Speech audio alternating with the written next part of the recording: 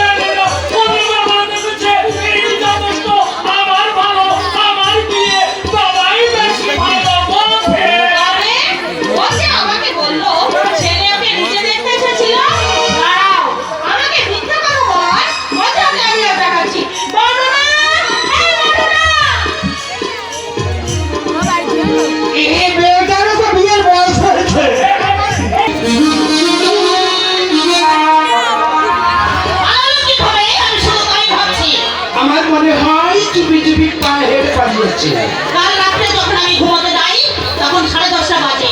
আমার বেশ খেলা আছে। সাবুদা তখন একটু বাসনপত্র গুছাচ্ছিল। সবাই ঘুমোলে পালিয়েছে। আমি কিছু জানতাম যে ওর ভূতের ভয় নেই। কুরান্তি ছাড়া কি কি নিয়েছে?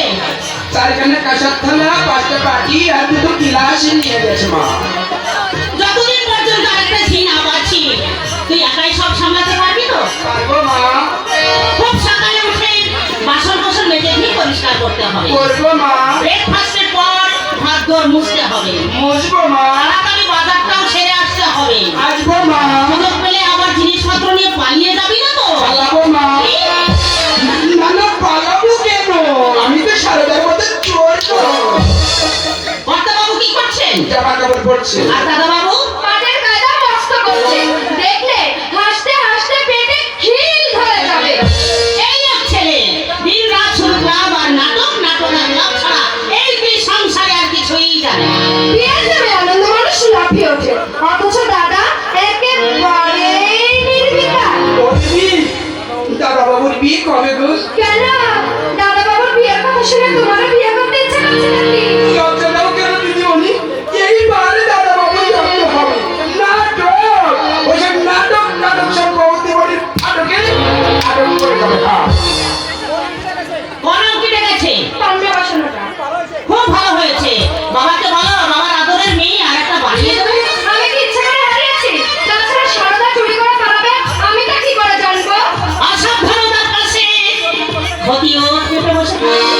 একটু অসাবধান হলেই ক্ষতি এসে হাজির হয়।